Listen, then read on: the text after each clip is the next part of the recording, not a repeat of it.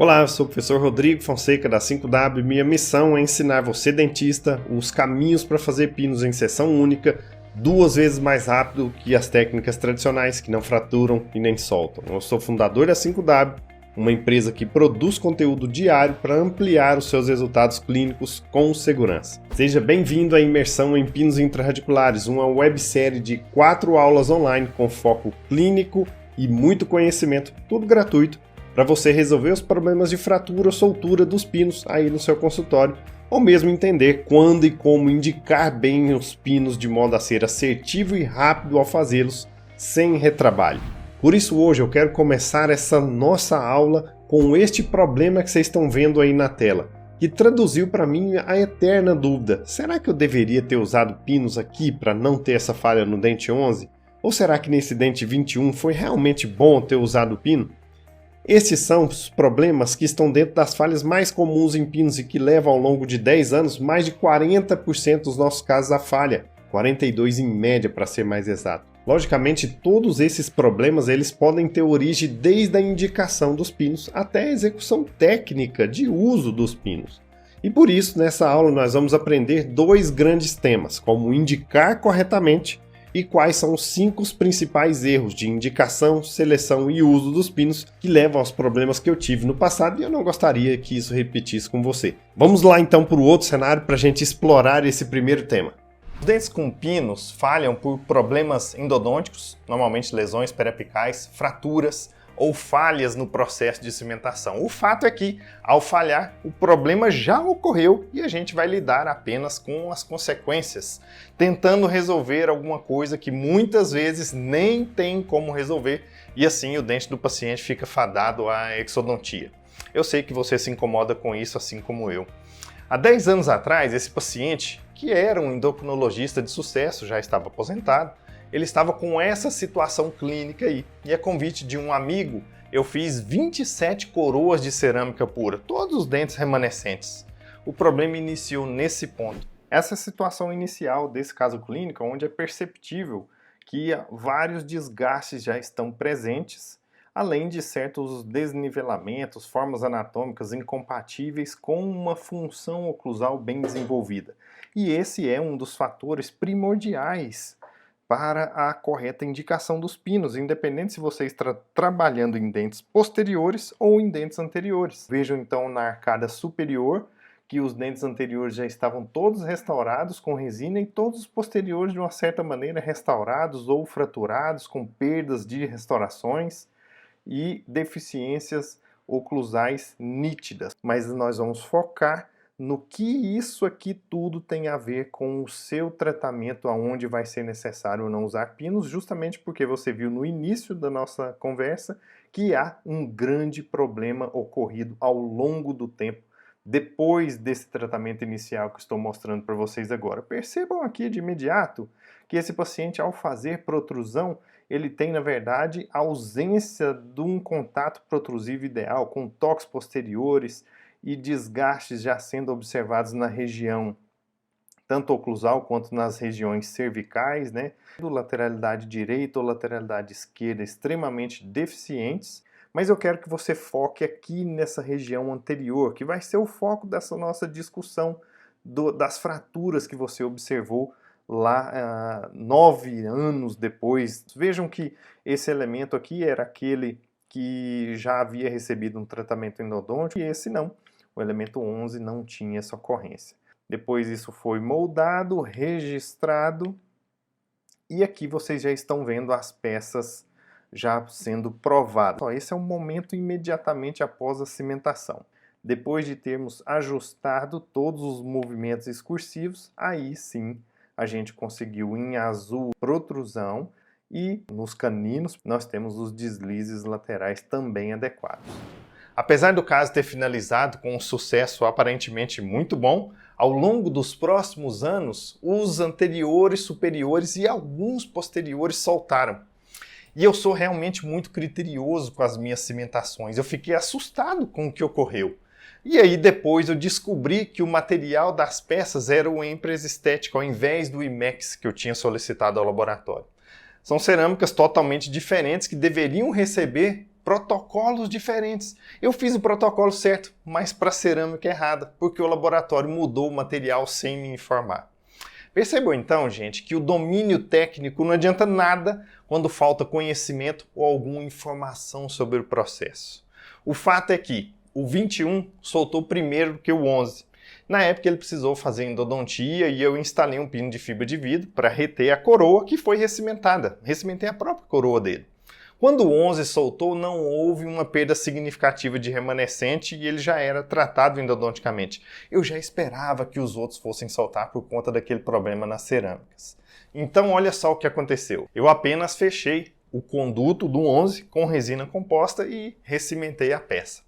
No meio de 2020, esse paciente sofreu uma queda da sua própria altura, bateu o rosto no chão, ficou todo machucado assim e fraturou os 2 incisivos centrais, como vocês estão vendo nessa imagem inicial. É lógico que esse insucesso não foi culpa de algum erro nos procedimentos executados, ele foi um acidente. Então por que é que eu quero que você aprenda com esse tipo de acidente?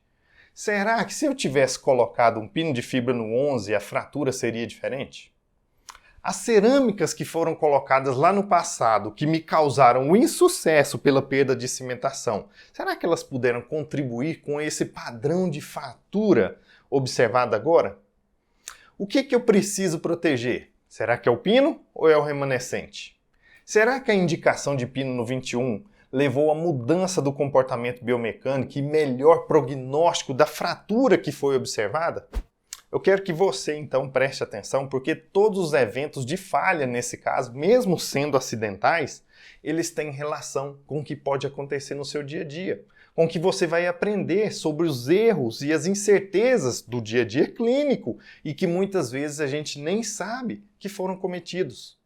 O que nós vamos desenvolver juntos aqui na imersão é exatamente um pensamento crítico, usando o método PHD Pinos que eu criei e vai justamente ajudar você a buscar e eliminar a causa dos problemas em pinos. Eu quero que você separe aí papel e caneta e anote tudo o que puder, porque nós vamos construir um pensamento denso com foco nos porquês, trazendo para você o poder da decisão correta, da escolha assertiva. Veja, você está iniciando a sua caminhada agora e esse é o melhor momento para definir a direção e o sentido. Saiba que esse, sim, é um dos maiores passos que você dará, porque só quem tem clareza de um problema pode aprender por que pode resolver isso, aumentando então a velocidade da instalação dos seus pinos, eliminando as fraturas ou as perdas por cimentação. Bom, agora eu quero voltar aqui nesse cenário para que eu possa mostrar a você numa sequência de slides um raciocínio para você poder selecionar e indicar melhor com certeza de se fazer aquilo que é o correto. Veja aí na tela o seguinte, existe uma dúvida enorme, né? Puxa, como que eu indico um pino de fibra? Como que eu indico um núcleo metálico?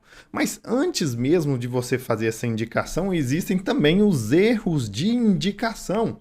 E daí eu quero trazer isso para você. Se você, como eu disse, entende desses erros, você vai poder se virar muito melhor no processo de indicação e acertar muito mais.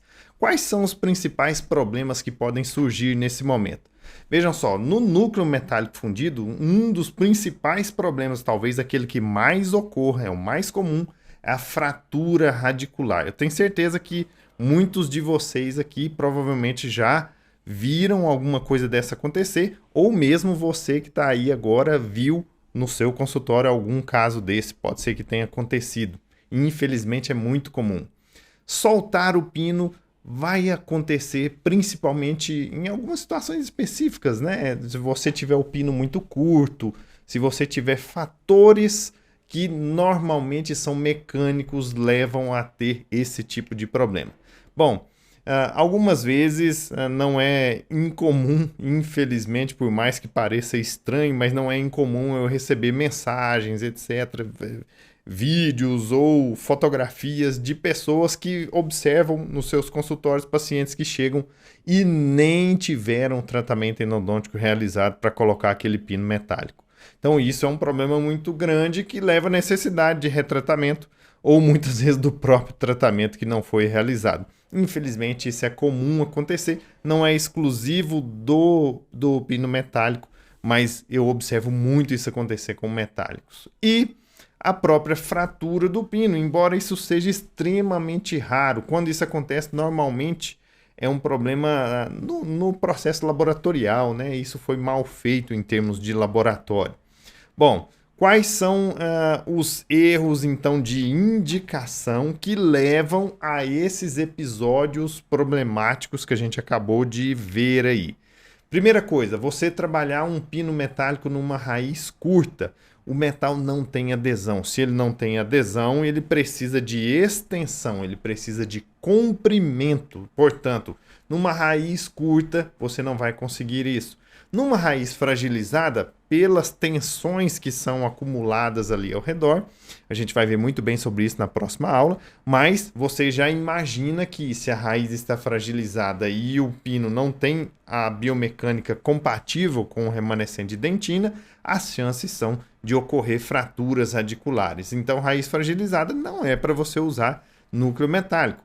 Raízes curvas. Como que você trabalha numa raiz curva, um pino que não faz curva e precisa de comprimento? Nenhum pino faz curva. Sim, mas o metálico precisa ser comprido, senão ele não se retém. Aí vai soltar o pino.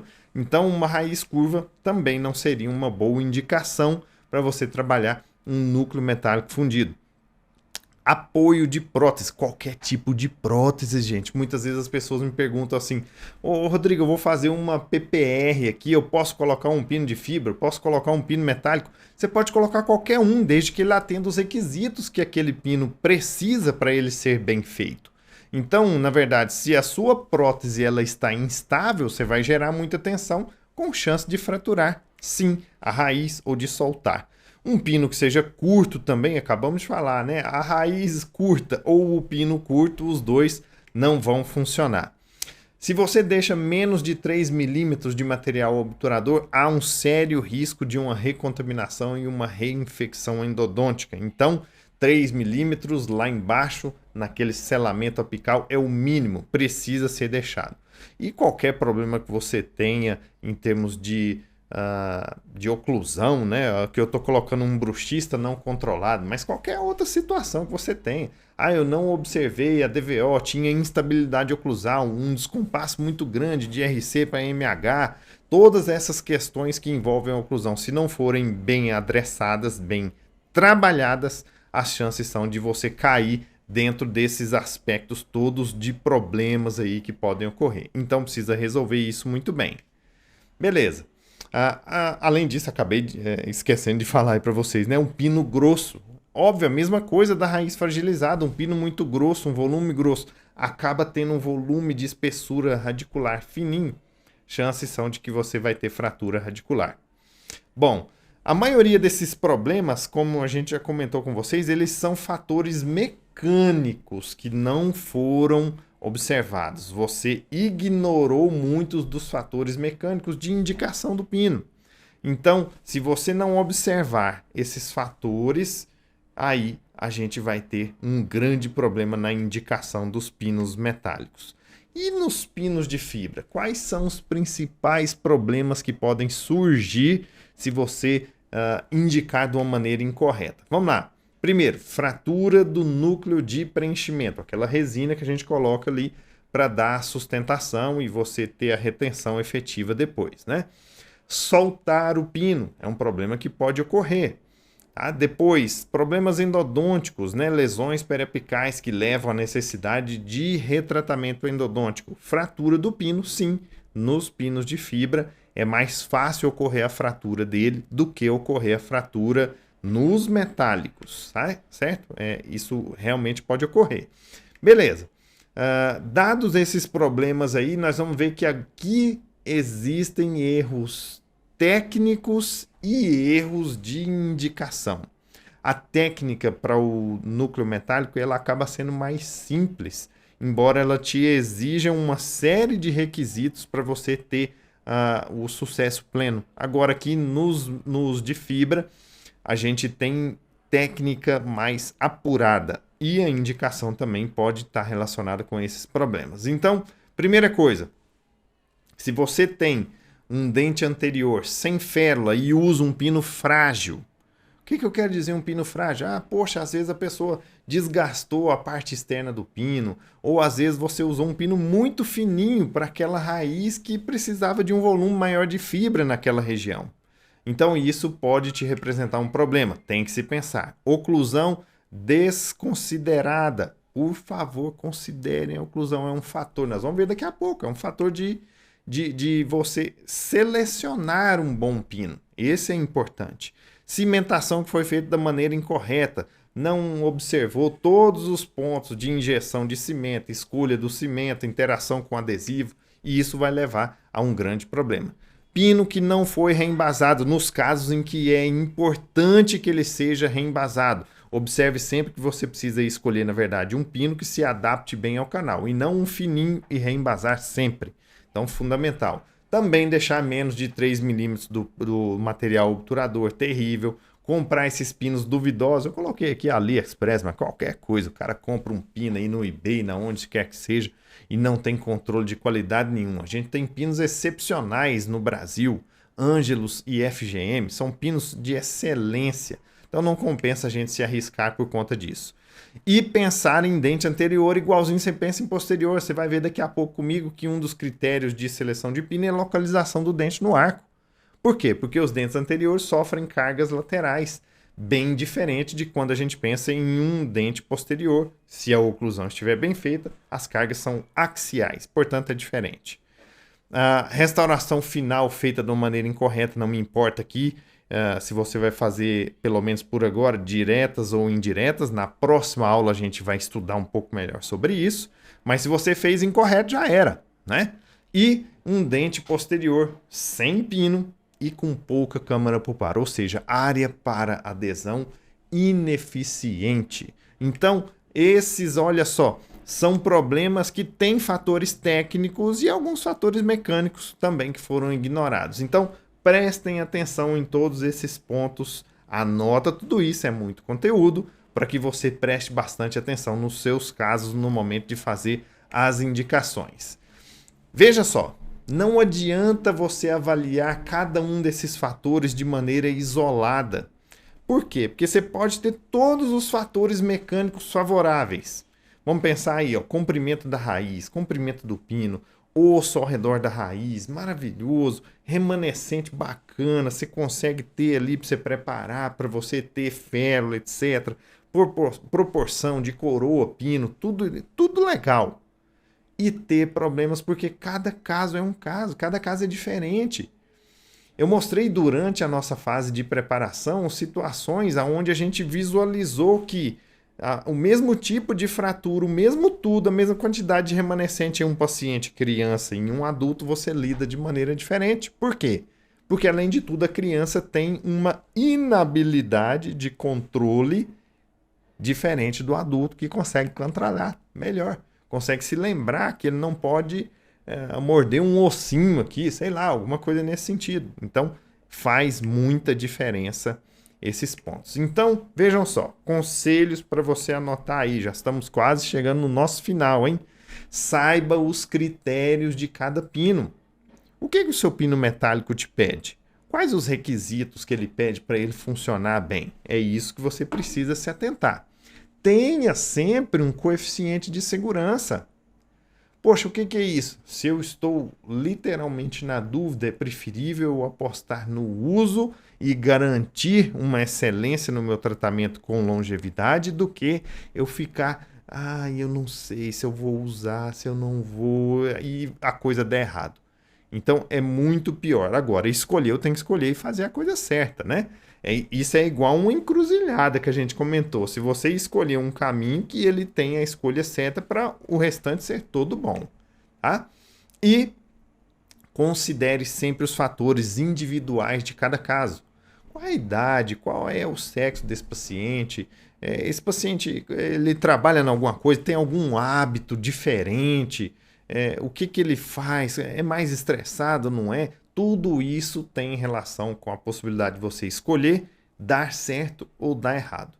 Beleza. E aí, para a gente finalizar então, quais são os 5 fatores top que tem que estar agora na sua mente na hora de você decidir se vai usar ou se não vai usar um pino.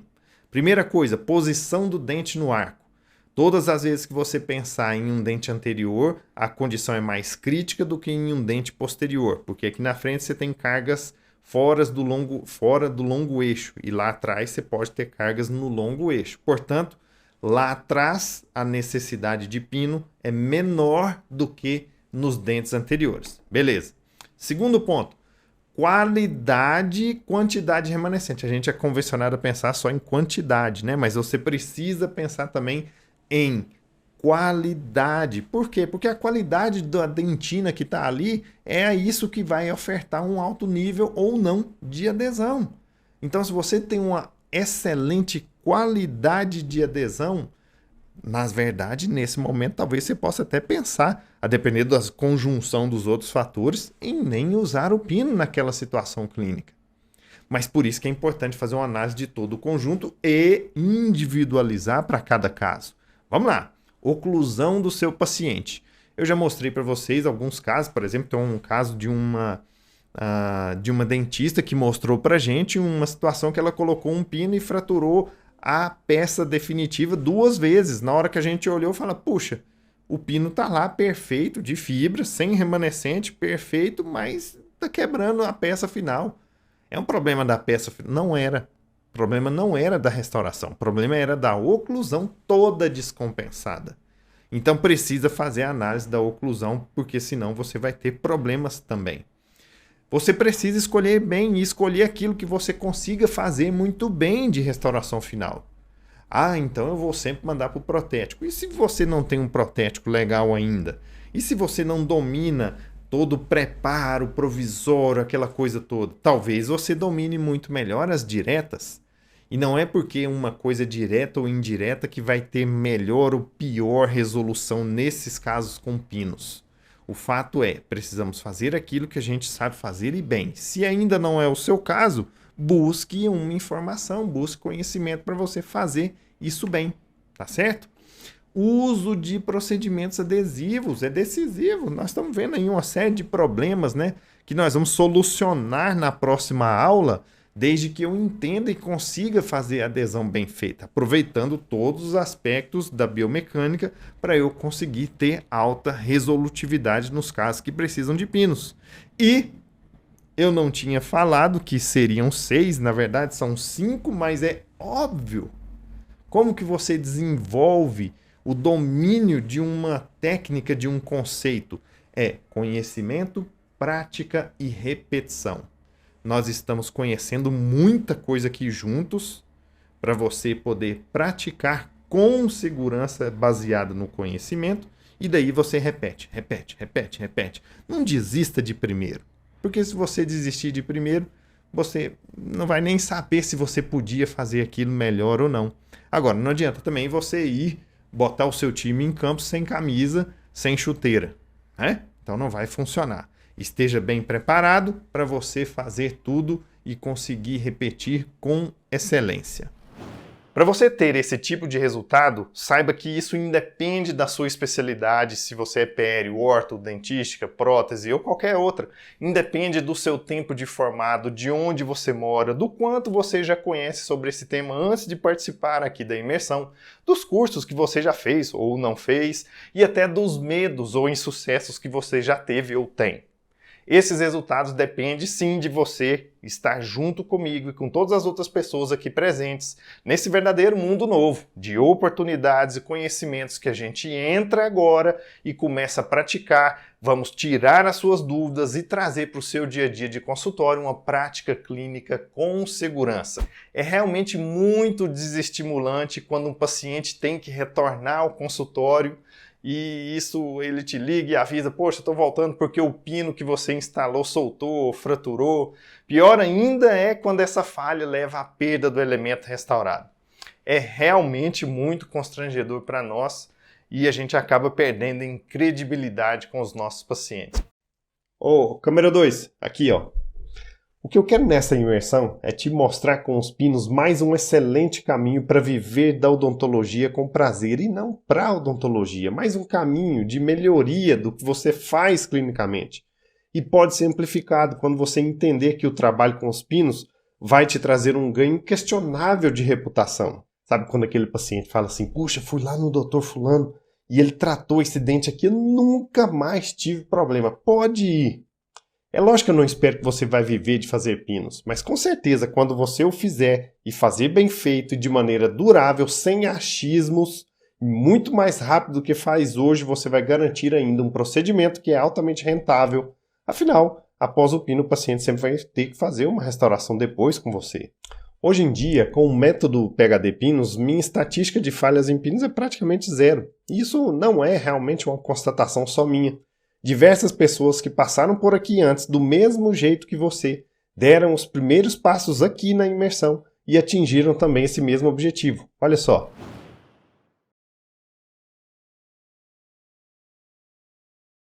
É que volta e meia esses pinos caíam.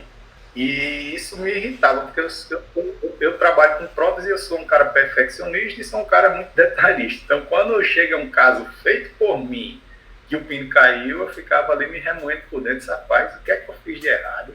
E eu vou buscar alguma coisa para isso não mais acontecer. O maior ganho, um dos grandes ganhos que eu tive, foi realmente a respeitabilidade dos meus pacientes.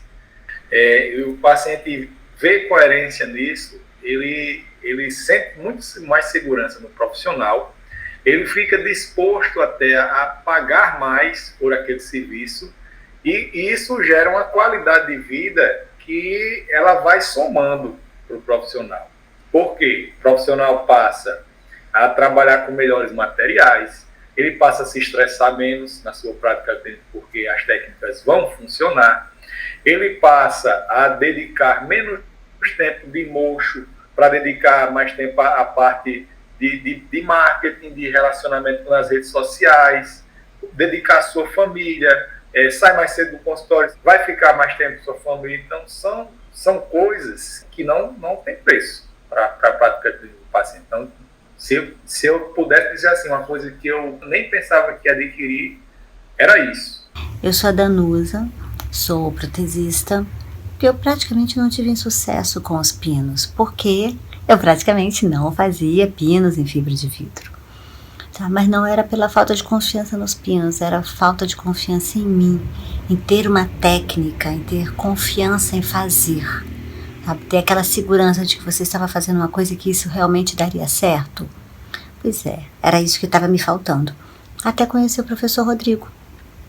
E com suas aulas, eu passei a aplicar realmente as técnicas que ele ensinava e tudo. E a coisa começou a fluir, começou a dar certo, sabe? Comecei a ver sucesso nesses pinos. E, para falar a verdade, abandonei os pinos metálicos hoje. Então, tenho muito a agradecer. Tem, por exemplo, esse caso aqui, uma paciente que fraturou o dente, chegou lá com um dente pendurado, mas deu para isolar, deu para fazer um pino, deu para fazer um provisório, deu para salvar esse dente dela de uma maneira mais rápida e outra mais definitiva, que é o principal. E eu fiz sabendo o que eu estava fazendo. Isso aqui é o principal para mim, tá? Ter confiança e poder passar essa confiança para o paciente, poder oferecer um trabalho que eu sei que está sendo bem feito. Hola, soy Sebastián Bertoldi, soy de Argentina. Eu sou dentista, especializado em cirurgia e traumatologia bucomaxilofacial, mas também eu faço odontologia geral. E fiz em minha clínica muitos pinos de metal fundido. Eu tinha feito alguns pinos de fibra de vidro, mas o problema que eu tive é que eles saíram, eles soltaram. E também me consumia muito tempo clínico. Aquele tempo que me consumiu me fez pensar que ele não era financeiramente benéfico. Mas um dia, graças às redes sociais, eu conheci o professor Rodrigo, que mais uma vez despertou minha curiosidade pelos pernos de fibra de vidro. Eu descobri com ele os motivos dos meus erros e fracassos e me ensinou como resolvê-los. Também me demonstrou que financeiramente era muito mais lucrativo do que os pinos de metal fundido. Estas que vocês viram são apenas algumas das pessoas que tiveram esses mesmos níveis de sucesso e nós vamos aprender, mas também nós temos a doutora Caioco, a doutora Adriana Giuliani, o doutor Eliseu, a doutora Daniela Cascadan, a doutora Danusa, o doutor Tanderson, o doutor Rafael e vários outros. Você vai ver nessas aulas que situações como a ausência de remanescente coronário, como a gente viu nessa fratura inicial que já te mostrei, raízes fragilizadas, canais curvos, fraturas emergenciais e muitas outras podem ser resolvidas com maestria e segurança para você e para o seu paciente se você incorporar os conceitos, atitudes e estratégias que nós vamos discutir sempre juntos para que esses resultados que você viu sejam também os seus sucessos e eu terei o prazer de saber que também pude te ajudar. E aí as pessoas me perguntam, Rodrigo, de onde vem então esse método que você está falando? Olha só, há um bom tempo, desde o início da minha profissão, eu já havia aprendido que usar pinos de fibra seria uma opção promissora, seria uma opção viável, mas somente se tivesse bastante estrutura dental remanescente. Porém, os pinos de fibra de vidro eles estavam realmente no início naquela época e os metálicos sempre foram os mais confiáveis. Eu lembro que para a gente fazer os metálicos a gente demorava em média 3 sessões, entre desobturação, provisório com retenção intraradicular, modelagem do Duralay, envio ao laboratório, depois você tem a prova, ajustes, cimentação e ainda vem toda a sequência de preparos, moldagem, etc. para o trabalho final. Mas talvez pela minha inexperiência na época, pela insegurança, falta de conhecimento, a gente acaba indo pela opinião de outros e usando pinos que não têm a mesma semelhança biomecânica desejável com a estrutura dental. Resultado é que eu tinha, sim, casos de falhas catastróficas, como mostrou também o Dr. Rafael nesse caso, ou a doutora Laís, que me enviou essas outras imagens. E quando eu decidi usar os pinos de fibra, eu também tinha os meus insucessos, como essa fratura que vocês estão vendo. E isso realmente me deixava muito desmotivado a tratar os dentes, tratados endodonticamente, que necessitavam de pinos, com segurança. O problema é que eu refletia sobre esse contrassenso. Falei, puxa, muitos dos profissionais que eu conhecia falavam, não, você tem que usar são os pinos metálicos quando não tem estrutura remanescente. E em várias outras condições, porque os pinos de fibra eles quebram ou então eles soltam demais. Mas depois de usar os metálicos apareciam os problemas. Raízes fraturadas, casos de pinos que soltavam, raízes trincadas, e eu ficava pensando, será o que eu preciso preservar? Será que eu preciso preservar a raiz? Ou preciso preservar o pino? Será que não é melhor ter um pino fraturado reparável do que uma raiz fraturada impossível de ser reaproveitada? É lógico que ninguém quer ter falhas de nenhum jeito. Então, se você quer progredir, precisamos de conhecimento. E aí a gente vai resolver, seja a fratura, seja soltar os pinos. Então eu pensei, poxa, eu preciso estudar. Comecei a estudar sobre esse tema há mais de 15 anos, tentando aplicar os novos conhecimentos e materiais que nós desenvolvimos em pesquisas que desafiam esse senso comum. Ou seja, usar os pinos de fibra que têm comportamento biomimético em qualquer situação clínica e ter sucesso. E aí, com muitos casos e estudos, eu acabei observando que algumas características técnicas mesmo, alguns materiais, alguns pensamentos em termos de diagnóstico e indicação são fundamentais e podem fazer a gente eliminar a maioria absoluta desses problemas e realmente ter sucesso em longo prazo. Olha só esse caso, sem remanescente, que tem uma durabilidade de mais de 18 anos.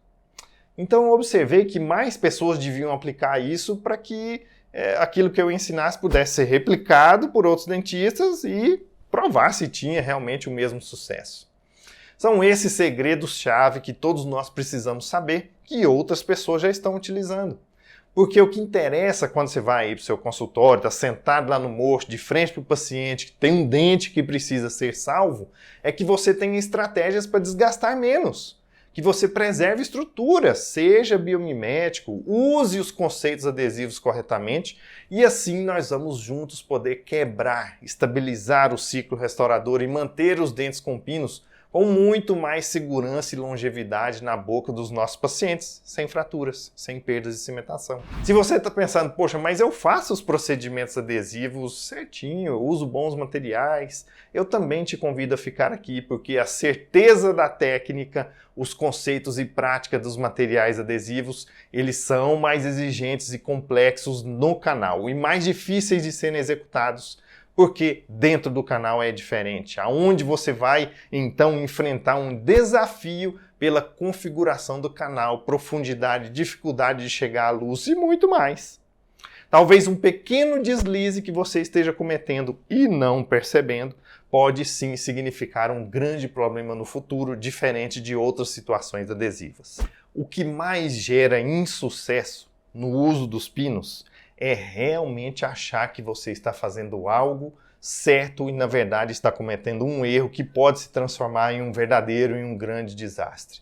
É a mesma coisa de você dirigir um carro num lugar desconhecido com um GPS desatualizado. Por isso eu te convido hoje para a gente discutir e entender os 5 principais erros na indicação, seleção e uso dos pinos. Se você tiver alguma dúvida, anote aí para depois você lembrar de me perguntar na nossa comunidade no Facebook ou aqui embaixo nos comentários que tem abaixo desse vídeo, beleza?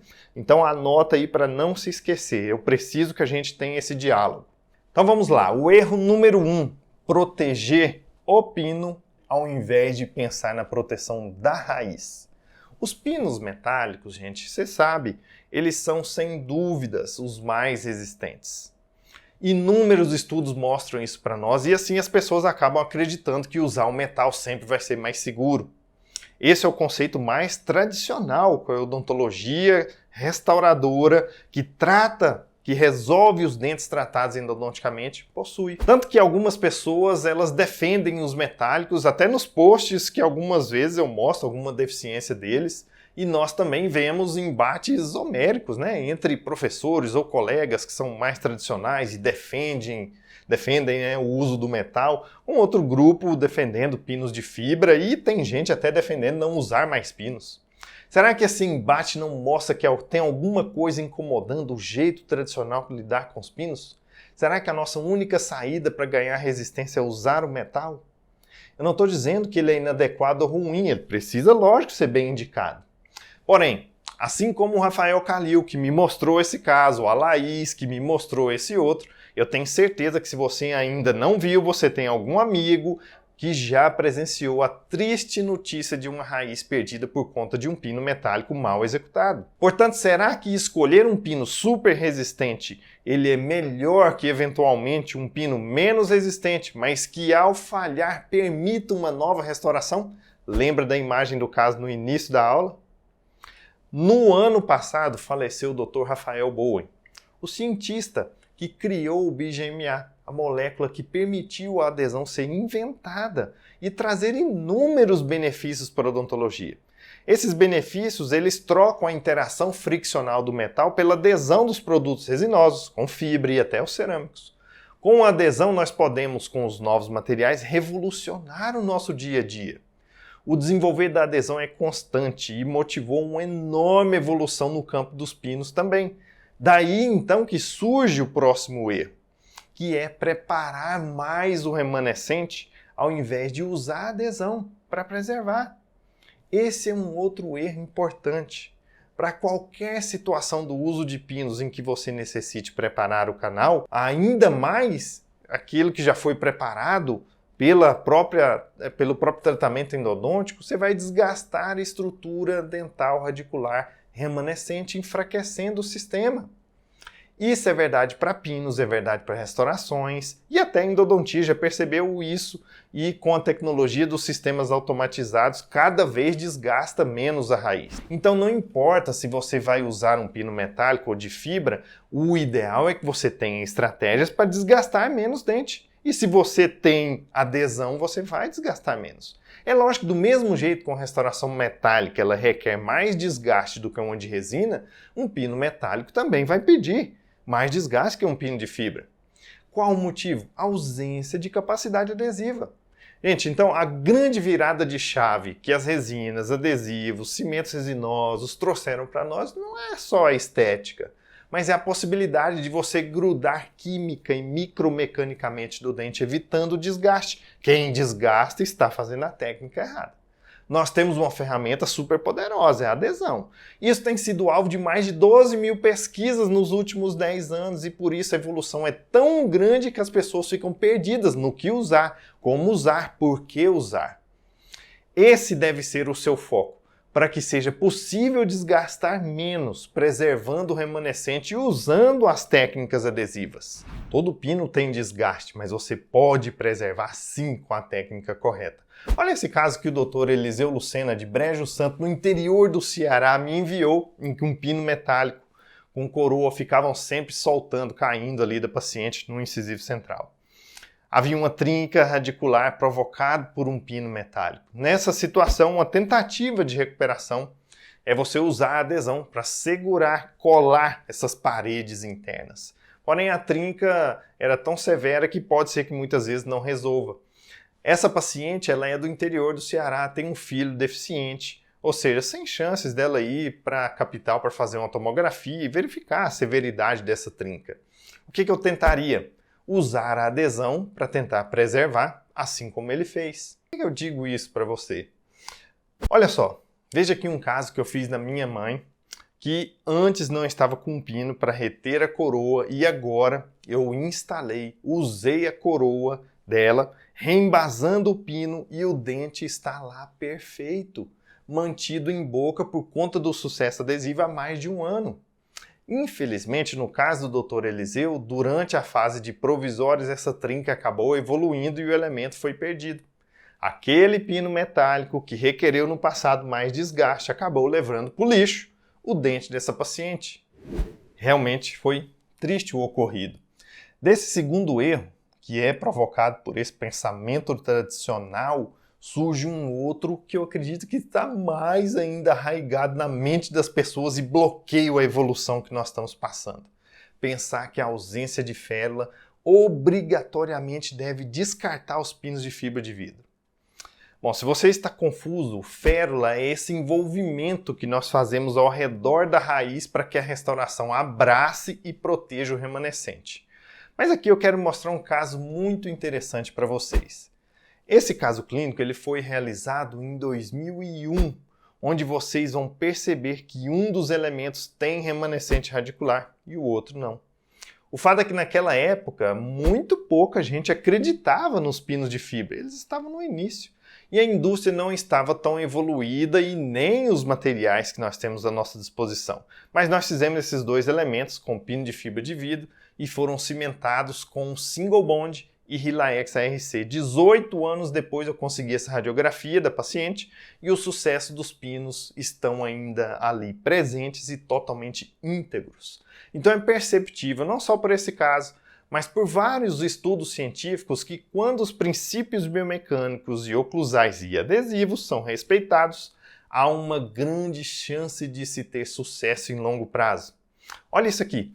Esse é um estudo super novo que nós estamos produzindo em que observamos novos materiais proporcionando qualidades de resistência e distribuição de tensões semelhante entre as condições com e sem férula. Então não tenho dúvidas de que esse é o caminho atual e para o futuro. E nós precisamos estar preparados para que o entendimento possa nos fazer agir corretamente. Veja bem, eu nunca quis dizer que a férula ela não é importante. Porque se eu tivesse isso, se eu tivesse dito isso, eu estaria cometendo o erro número 2, que a gente acabou de falar, né? Então, quanto mais tecido a gente puder deixar, quanto mais remanescente sobrar, sem dúvidas que isso é melhor. A presença de tecido remanescente em 75% da região da férula, ou melhor ainda, uma férula homogênea com paredes de espessuras de 1 milímetro, são alguns dos critérios de alta segurança para você anotar aí e buscar nos seus pacientes. Mas nem sempre a gente vai encontrar isso. E daí desconsiderar o uso dos pinos de fibra, mesmo nas situações sem remanescente, é você ignorar a evolução e possibilidades que nós temos a nosso favor, desgastando menos e tendo mais resistência. É desconsiderar a verdadeira proteção que você ainda poderia dar ao que resta de dente do seu paciente. O que nós precisamos é saber como usar bem os materiais nessas situações clínicas. E aí sim o sucesso vai chegar nas suas mãos. Então mude esse conhecimento. Outro ponto importante de erro: desconhecer o que você vai usar para restaurar o final. Você pode restaurar os dentes com pino de fibra com restaurações diretas ou indiretas, desde que bem executadas. Ambas têm possibilidade de alta durabilidade. Importante que essa questão de durabilidade nesse momento ela seja relacionada também ao material restaurador que foi escolhido, mas muito mais ligada à possibilidade de interação entre aquilo que você escolheu restaurar e o substrato para o pino. Para a durabilidade de um processo restaurador, você tem que analisar fatores ligados, sim, ao material e técnica, ao profissional e ao paciente. Sendo que os fatores que vão determinar essa durabilidade são a interação entre esses pontos. Eu sei que você nesse momento está desesperado para saber como corrigir todos esses fatores, esses erros. Fique tranquilo, a gente ainda vai ver isso dentro da nossa imersão. Até agora eu falei para vocês sobre os 4 principais erros e uso dos pinos. Mas eu não posso deixar de falar para vocês uma coisa que tem feito muita importância na vida de muitos dentistas, que é o pensamento incorreto sobre os ganhos financeiros que se pode ter quando se usa os pinos. Esse é então o 5º erro que mais impede de ganhar dinheiro com os pinos. É lógico, de uma forma segura, honesta, logicamente. É um raciocínio lógico que você precisa ter em mente, mas que muitos não têm noção. Para qualquer procedimento odontológico, o seu custo com materiais ele não diminui durante a execução do procedimento. Mas o seu custo com o tempo gasto para executar pode sim ser reduzido. E isso vai ter resultado prático de aumento dos seus ganhos. Vamos ver como você teria que pensar então nos seus ganhos, nas suas contas com os pinos. Perceba aqui então a nossa avaliação de custos, o quanto é importante nós termos esse entendimento. Veja aqui, do lado esquerdo eu tenho núcleo metálico fundido e do lado direito pino de fibra de vidro, onde nós vamos fazer a comparação dos valores. Se eu olho apenas custo de laboratório e materiais, nós temos então um custo para o núcleo metálico fundido em torno de R$ 142,43. Todos esses valores que vocês estão vendo aqui, eles são extraídos de uma tabela que nós temos para controle de custos de consultório, onde a gente tem custos universais, que envolve aí procedimentos, tudo que você usa, ou então os seus gastos com equipamentos, aluguel, energia, etc. O preço de todos os tipos de materiais que a gente tem à disposição do nosso consultório e depois as tabelas onde tem uma série de outros procedimentos, mas eu vou focar aqui no nosso tema de hoje, que são os pinos ou de fibra de vidro ou de metal. Então percebam que aqui embaixo nós temos os dados que eu extraí para nós fazermos aquela conta, relativos então ao seu gasto com tempo e ao seu gasto com materiais, tanto para o pino de fibra de vidro quanto para o pino que é feito de metal núcleo metálico fundido. Vamos lá então. Então percebam aqui, nós temos para o núcleo metálico fundido esse custo de R$ 142,43, que já disse a vocês, e que somado ao tempo, nós estamos computando aqui um tempo razoável, né? Um tempo de 3 horas, que é suficiente para você fazer, mas é importante que você compute um tempo que você tenha certeza que aquele você conseguirá fazer. Se você conseguir abreviar esse tempo, muito bem, porque aí você vai reduzir aquilo que normalmente é o mais caro dentro do seu consultório, que é o seu tempo clínico. Mas somando esses dois valores, nós teríamos aí R$ 332,80 de custos para você fazer o núcleo metálico fundido. Lembre-se que esse tempo está relacionado com todas as sessões que você precisa, são muito mais sessões para os metálicos fundidos do que para os pinos de fibra, que normalmente podem ser resolvidos em sessão única. Se você computa para os pinos de fibra de vidro o custo dos materiais extraído lá daquela tabela, nós temos R$ 81,48 somados com R$ 81,14 do seu tempo gasto, o que resulta num custo bem inferior, R$ 162,63. Só que para formar o seu custo final e você não ter perda de dinheiro, porque você tem que ter o pagamento de impostos, você tem que ter uma margem de contribuição para a formação do seu salário, é importante você computar esses dados também. O que nós fazemos lá naquela tabela, quando a gente vem aqui na parte dos valores finais. E aí você tem margem de contribuição, impostos, tem o final dos seus custos e depois sim você vai ver o que você vai decidir para trabalhar aí em termos de porcentagem de lucro. Vamos voltar lá então. Então percebam que se eu computar só aqueles gastos mesmo, em termos de impostos e margem de contribuição, além desse valor, nós partimos e chegamos agora, né, para R$ 475,42 para os metálicos e R$ 232,32 para os fibra de vidro. Vamos então trabalhar com duas possibilidades. Um lucro de 80% sobre esse valor, o que me resulta em R$ 855, e um lucro de 20% sobre esse valor, que me resultaria em R$ 570. Se eu for pensar nos fibra de vidro, e eu computar o mesmo padrão de lucro, 418 e 278, o que só de nós olharmos aqui por essa tabela já fica bem claro que eu tendo a mesma porcentagem de lucro é possível eu cobrar bem menos, ou seja, eu torno esse tipo de tratamento, além de todas as outras vantagens que nós já temos conversado, eu torno ele mais acessível ao seu paciente e extremamente rentável para você. Mas vamos supor que você queira definir um preço específico. Não, eu vou cobrar R$ 600 independente do pino que eu vá fazer. Se você pega os seus R$ 600 que você cobrou do paciente e desconta aquilo que você tem de custos, veja que te sobra 124 para os metálicos e te sobra 367 para os de fibra. Ou seja, o que você tem? 195% a mais de lucro em relação ao metal quando você pega o pino de fibra de vidro. Então essa é uma conta importante que você deve fazer, porque além de oferecer um tratamento de melhores qualidades biomecânicas, como nós já vimos, os pinos de fibra de vidro também vão te proporcionar muito mais alta rentabilidade. Bom, então revisando todos os pontos que você precisa esmerar para melhorar o seu pensamento e o seu conhecimento, a primeira coisa importante que a gente viu que é decisiva é você pensar em proteger o remanescente, ao invés de proteger o pino. Para isso você tem que fazer escolhas que te permitam fazer essa proteção do remanescente e isso naturalmente precisa de processos adesivos serem envolvidos. Naturalmente você vai precisar evoluir o seu conhecimento no uso dos processos adesivos, só que isso já te dá uma informação. Então é esse aqui o momento em que eu tenho que executar o meu trabalho, o meu pensamento, a minha evolução técnica. Segundo ponto importante que a gente viu e que vai coincidir exatamente com essa primeira necessidade de evolução é você usar o processo adesivo para desgastar menos o elemento dental. Alguns tipos de pino possibilitam que você o faça, outros não.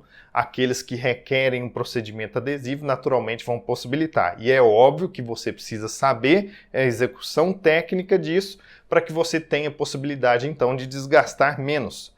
Técnicas, materiais, brocas, sequências, tudo isso é importante. Por isso que a gente conversou muita coisa com vocês dentro das nossas aulas passadas e dentro de tudo que existe aí no Instagram, no meu YouTube, nessa coisa toda, tá bom? E depois, em terceiro ponto importantíssimo, você viu que essa questão de, poxa, quando não tem férula eu tenho que colocar um metal, talvez ela seja realmente muito mais perigosa para o elemento dental, porque você vai acabar sobrecarregando o remanescente. E daí seria interessante que a gente utilizasse outros materiais. Todas essas correções desses, digamos, erros ou defeitos que a gente está no nosso pensamento, nós vamos atualizar toda a sua programação mental na nossa próxima aula, tá bom? Por último, a gente finalizou aonde o pensamento de que eu me esqueço de definir aquilo que eu vou restaurar ao final, e isso é importantíssimo porque a gente tem que continuar obtendo os benefícios da adesão. E você também viu, logicamente, o erro número 5 sobre algumas incoerências de pensamento financeiro que a gente pode ter e descartar estilos de pino que podem realmente me fazer ter mais ganhos, além de todos os outros benefícios. No próximo vídeo, nós vamos ver como você deve pensar para eliminar esses erros e saber as estratégias técnicas de uso dos materiais que proporcionam o biomimetismo restaurador com o uso de pinos.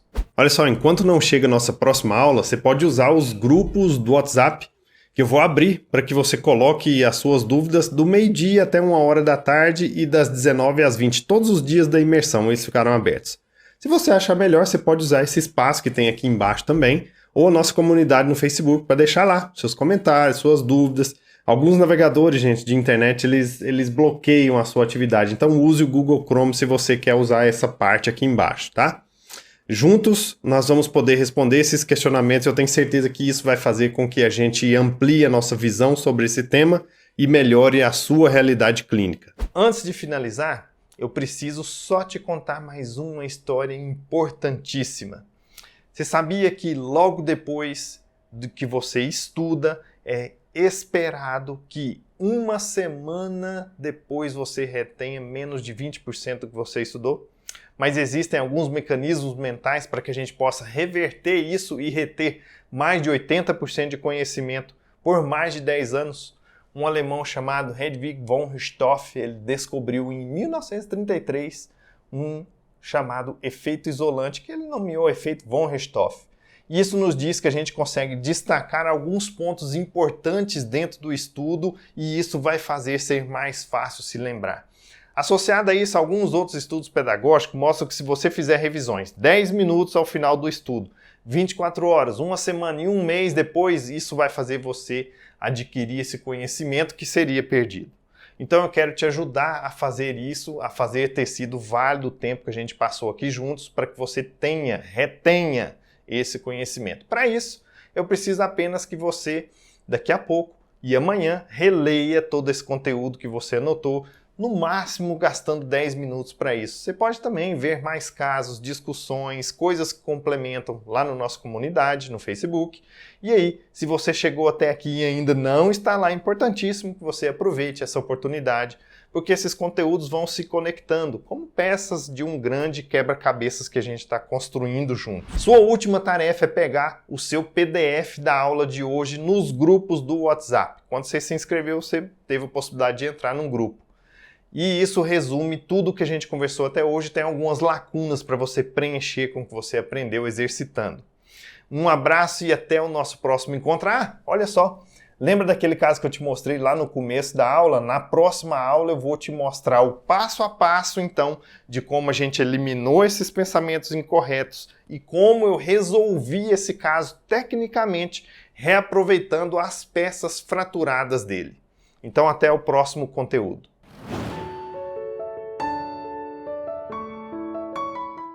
Eu fui mantida em cativeiro durante 2 anos e durante esses 2 anos eu fui obrigada a comer até vomitar porque eu tinha que engordar, porque eu pesava 50 quilos.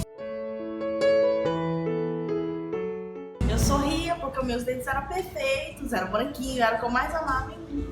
E foi a primeira coisa que ele destruiu, porque eu não podia escovar os dentes, eu tinha que comer até eu vomitar porque eu tinha que ficar gorda pra ninguém me querer. Inchado, porque foi arrancada a força. E eu, gente, eu não sabia, porque a gente vê esse pedacinho de dente, mas a gente não sabe que pra dentro ele é grande.